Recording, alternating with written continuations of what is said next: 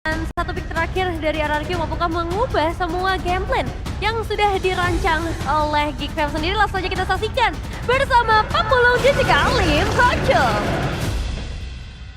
Yep, terima kasih our panelists dan itu dia Lim, draft pick di game yang ketiga. Ya, gue masih mempertanyakan lagi dan lagi ya. Dengan visit Kalea, sebenarnya combo zoningnya kuat, tapi kalau ngomongin pick kurang nyambung sebetulnya. Karena Tsunami Slam gak bisa di follow dengan Lantern. Gak bisa, harus pakai burst damage. Ya mungkin diharapkan dari Suyo, tapi ya kita akan lihat eksekusinya nanti seperti apa. Yep, akan seperti apa lagi nanti hasilnya kita lihat aja teman-teman.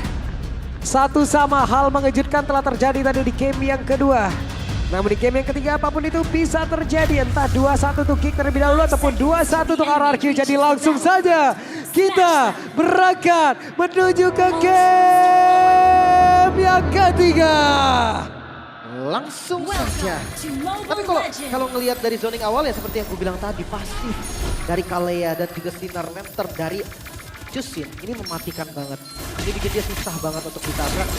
Tapi untuk Gops versus Dairon Masya melawan Teresla.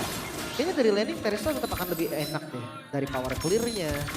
Tapi bedanya nanti objektif ketika di mid to late game. Karena Masya tipikalnya akan mikir bagi belakang. Yep, sementara itu Balai cukup agresif di awal.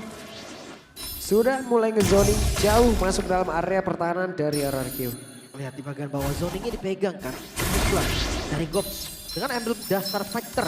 Sementara ya kita tahu Dairon Masya dia akan full damage thrill. Master Assassin ditambah dengan lethal infusion. Jadi full damage banget mas. Itu Balai dulu ngacak-ngacak banget ini. Ngadu ya. Sesama tank akan sesama adu juga. Tinggal satu bar HP-nya. Dairon, dia nggak cepat untuk bisa Balai mau dimakan. Langsung ditabrak tapi Balai masih sempat untuk flicker dan menyelamatkan diri. Iya aman. Pattern dari Sun Sujin juga yang tidak terganggu. Menggunakan jungle tank versus fighter. Mykits dengan Suyon. Tadi sempat ditanya juga kan sama Mas Adi. Katanya, oh udah bagus banget main Suyonya. Ya memang karena picknya aja banyak banget kan total untuk Mykits dengan Suyonya. Jadi jangan sampai nih tiba-tiba power pick dari Mykits bisa membawa keajaiban bagi Geekfam kembali. Oke. Dan sekarang mereka semua akan berkumpul di area dari Turtle. Dan seperti apa lagi kejadiannya karena beberapa pemain sepertinya sudah menuju ke level 4. Ya akan setup di mid lane ya. Ya tadi karena minion dari mid itu yang bertemu paling cepat. Makanya Gob sekarang sudah ada di level keempat. Bawahnya bisa dikasih ke Balai mungkin. Oke. Tapi kayaknya dipercepat aja nih dari Turtle. Yap. Oh Mykits ketahuan. Oke, tapi Mykitsnya ada di area atas. Mykitsnya langsung diburu dan sekarang Mykitsnya sendirian bisa nggak dia bertahan. Karena masih ada di area belakang. Namun damage-nya terus-terusan masuk dan kalkulasi yang salah telah terjadi dari Geekfam. Itu udah memang tercuri dari orange buff-nya. Tapi nyawalah bayarannya cukup merugi dari Geekfam juga. Sementara Sujin langsung ngambil jungle yang bisa diambil. Seakan nggak mau rugi. Tapi tetap ya kehilangan orange buff levelnya akan terhambat. Oke, sementara sekarang Mykits sudah hadir kembali. Mykits sudah akan menuju lagi ke area purple buff dan di area turtle belum ada pergerakan sama sekali. Masih belum mau setup. Dan jungle tank ya yang punya tugas untuk setup terlebih dahulu. Seakan patah dari temponya ketika jungle tank gak dapetin turtle. Bahkan Geekfam sadar akan hal itu. Mereka yang coba untuk megangin turtle-nya mereka bisa reset kapan pun mereka mau untuk mereka komit bahkan. Oke. Ini dapat turtle harusnya. Dapat turtle udah. Karena dia tadi juga nggak ada sesuatu yang mau dilakukan gitu untuk menuju ke situ. Ya udah itu dimanfaatkan oleh Geek. Langsung membatik. Tapi masih ada purify dari Rins. Bahkan sejujurnya retribution udah dipakai tadi ke arah dari purple buff. Sekarang menjadi tanda tanya nih, Genking ke arah mana? Dari Sutsujin tak ke arah top lane ataupun XP lane. Keduanya tipikal hero mid late game. Gak bisa dari awal. Oke, dari bagian bawah. Gops sendirian. Gops masih bertahan. Dan Gops masih stay di landing yang dia punya. Keras banget ya. Gak mudah untuk ditumbangkan pastinya dari Gops juga. Sementara di arah top lane, keduanya akan beradu farming Candy dan juga Toy. Keduanya tipikal yang 3 item baru bisa online. Trinity dan juga Alboy. Oke. Sampai pakai Johnson Bacon. Tapi gagal kali ini ya. Aboy untuk bisa mengejar. Akan beradu farming terlebih dahulu. Gak akan ada overcommit juga seharusnya. Dan balik lagi ke arah dari top lane. Gue masih menanti nih ganking yang akan diberikan. Typical pick off ada dari Geekfam dengan Tsunami Slam. Tapi RRQ mereka punya Sujin juga dengan unlimited CC. Ada knock up down, banyak banget efektif yang bisa diberikan. Tapi dari segi item nih, belum jadi item pertama bagi keduanya. Dan Wait, pressure. Sutsujin mendadak mencoba untuk bisa mendekatkan diri dan Kenjinski mau tidak mau flicker. Ya, keputusan yang terbaik ya untuk saat ini. Tapi minionnya akan ada di depan, jadi tabrakannya ada di depan turret dari RRQ. Kontrol minion yang cukup baik. Dan gue suka banget sih ketika ngelihat chip yang digunakan oleh semua bahkan tim MPL. Karena penguasaan mapnya bagus banget, dia ada di rumput-rumput yang unpredictable lah bisa dibilang. Ini bagian tengah Aboy bener-bener loh. Sendirian Aboy. Berhasil tadi menghantarkan damage-nya sedikit menuju ke arah range. Dan ada satu motor lava gom lagi yang diambil. Lumayan pasif ya dari gamenya. Keduanya oke. Dapat, tenang. Baloy hampir saja tadi. Satu final strike yang mungkin tepat sekali. Namun sekarang Aboy dipaksa untuk mundur sedikit. Ya lagi-lagi ya. Akan dipok dulu dari damage-nya. Oh, Wah. make it sadar. What a game sense. Dia tahu nih Idok. Padahal udah lama banget, udah setengah jam di situ. Hah? Dari hari pertama apa? Iya lama banget tapi ketahuan akhirnya ya. Dengan panahnya. Lagi-lagi setup dari Torto. Big Fam. Ya. Dan mereka serang kembali. Lim enak banget tanpa ada penjagaan sama sekali. Di tempat yang lain Kenjinski pun nggak mendapatkan ancaman yang begitu berarti. Ya udah Geek Farm benar-benar mendapat keuntungan lagi. Kensinya sadar nih. Ketika Turtle gak di kontes, Idok bisa ada di top lane. Dan ya pilihan untuk mundur adalah pilihan terbaik sampai saat ini. Bahkan walau Oke, di bagian bawah mereka mencoba untuk bisa memirror apapun yang sudah terjadi. Namun sekarang Baloyski lompat lagi menuju ke tempat yang jauh lebih aman karena di bagian atas ada satu ototarik yang aktif yang berhasil langsung dirumpuhkan, dihancurkan. Dan sekarang Kenjinski berhasil langsung didapatkan. balik lagi tapi gak sempet rinse di bagian bawah. Yap, dan itu dia.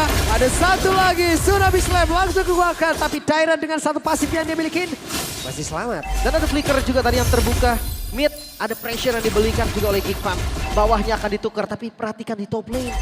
Toy, ini lumayan free nih. Memang untuk dapetin inner kayaknya gak semudah itu karena Kenzie udah langsung lari lagi. Aboy ini. Aboy hampir saja dan tadi ada satu traction pulse yang sudah terlihat namun masih bisa. Dan juga tidak tepat ke arah dari Aboy. Level 10 make it.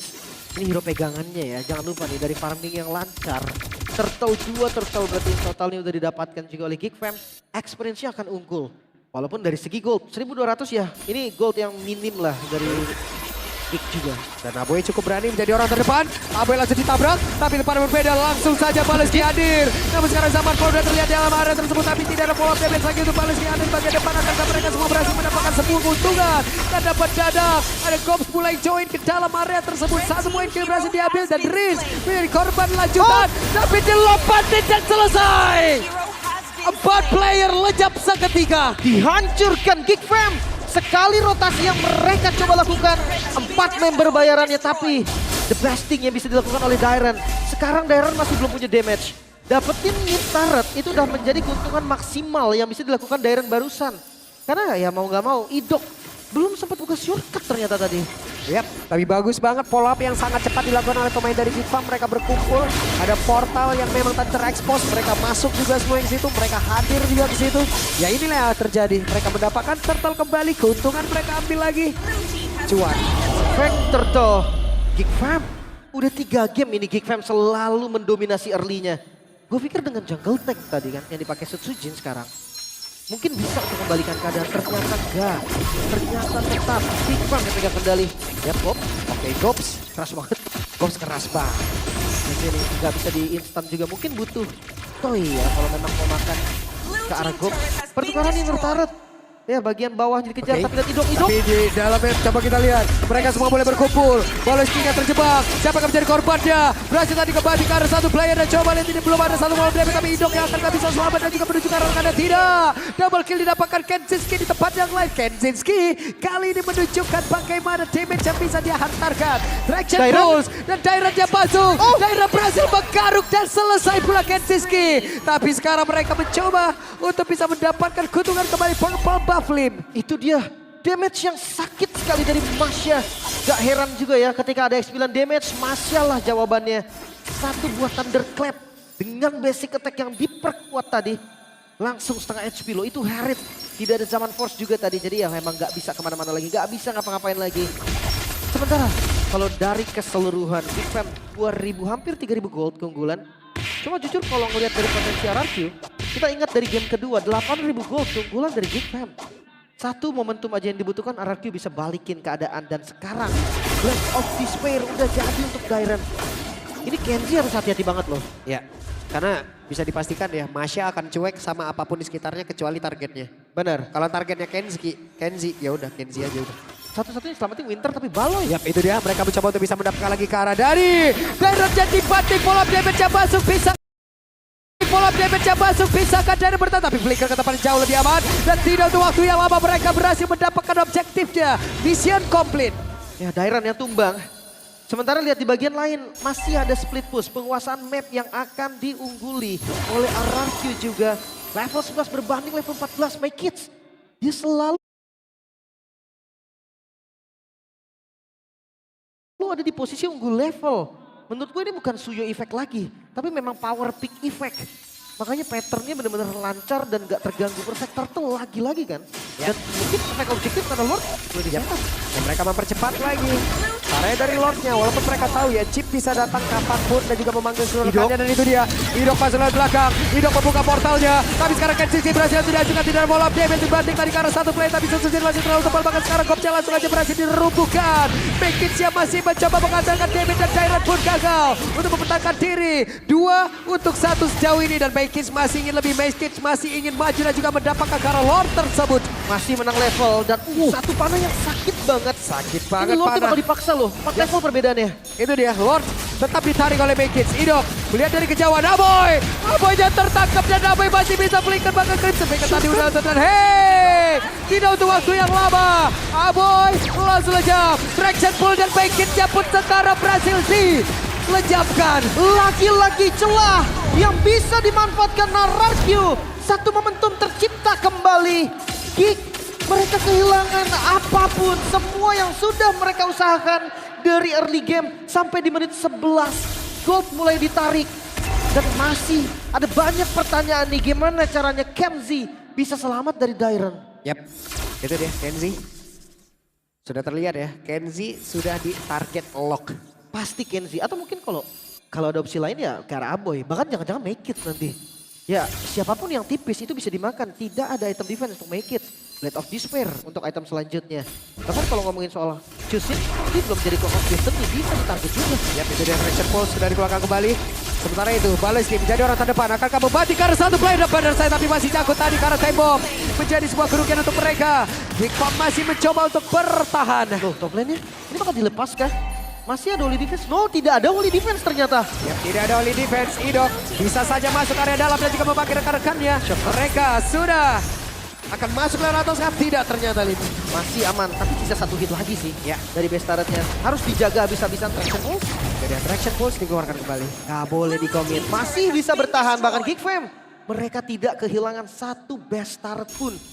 Sekarang permasalahan dari Geek Fam adalah gimana cara mereka ngebuka zona. Mereka nggak punya tank yang pasti. Mengandalkan Gox yang tiba-tiba tadi dipukul sama Toy, langsung hilang. Ini membuktikan kalau ya memang Geek, mereka harus menangin jumlah, mereka harus bawa semua member mereka ketika mau coba open. Yap, itu dia 22% saja sekarang Naik turun ya. dari audience prediction untuk Geek. Iya.